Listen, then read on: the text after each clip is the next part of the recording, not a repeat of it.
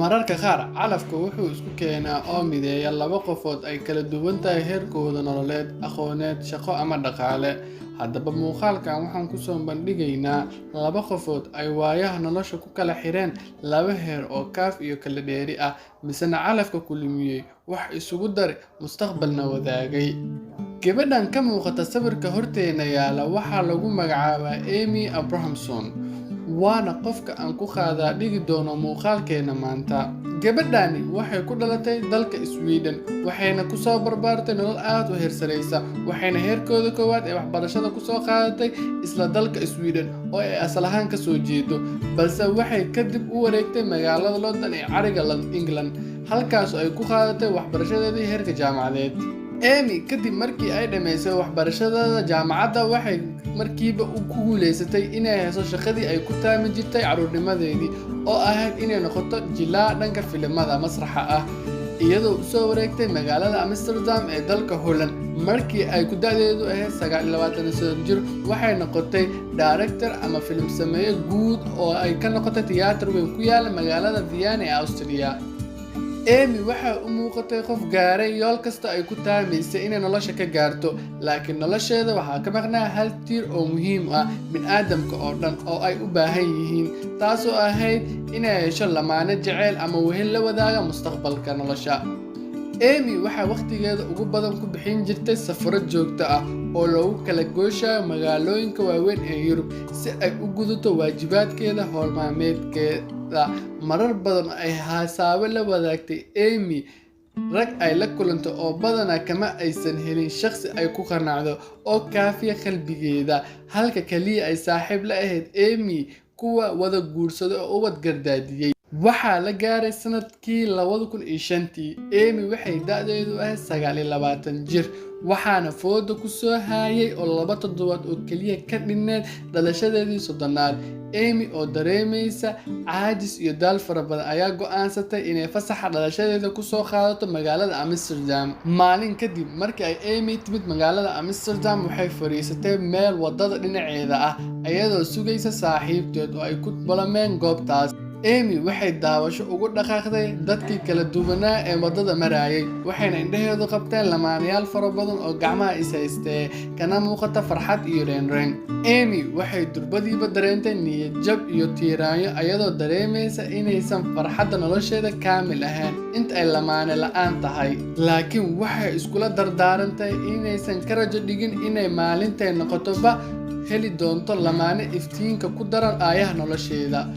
daqiiqado yar oo ay Amy la sheekeysanaysay nafteeda kadib waxay dareentay culays qof kale oo ku soo dhawaanaya meesha ay fadhisay. Markii ay fiirisayna waxay aragtay nin darbi jiif ah oo ku soo wajahan goobta ay fadhisay. Amy waxay ku dhacay argagax iyo anfariir iyadoo aad uga cabsatay ninkan. Amy waxay aad u fiirisay ninkii darbi jiifka ahaa, waxay indhaheedu qabteen nin dhalinyaro ah oo aad u duruufaysan, wejigiisa oo dhan u daboolay tinta garkiisa, cidyo dhaadheer leh, dharka uu gashan yahay ay ka muuqato nadaafad daro baahsan, karka ama hawada jismigiisa ka soo go'aysana ay tahay mid aanan urka sanka u wanaagsanayn.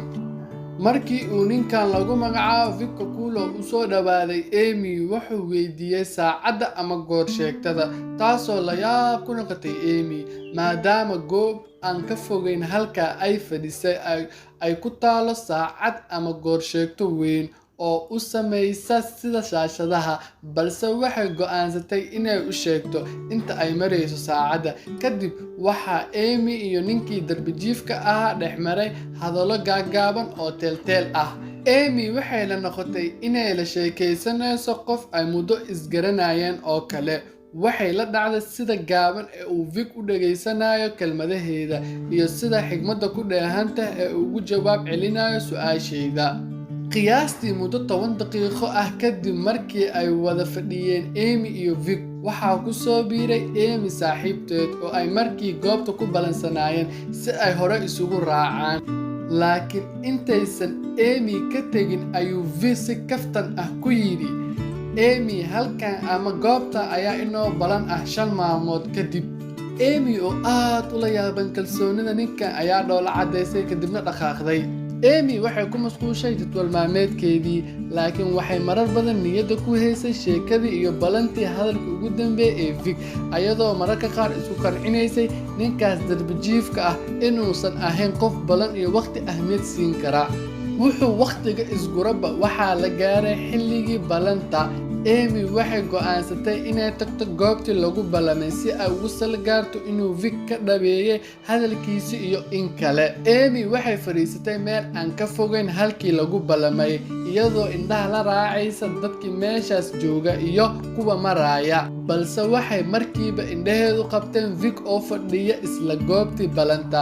waxayna go'aansatay inay la fadhiisato, ayagoo markaan go'aansaday inay si hoose isku bartaan kana sheekaystaan waxa ku qaaday Vic oo ay mas'uuliyad iyo xigmad ka dheehan karto inuu darbijiif noqdo. Vic ayaa u sheegay Amy inuu ahaa shakhsi aqoon leh, shaqooyin kala duwanna ka soo shaqeeyay, balse ay noloshiisa burburisay balwad, gaar ahaan isticmaalka muqaadaraad kala duwan, sidaasna darbijiifnimo ku soo dhamaatay noloshiisa.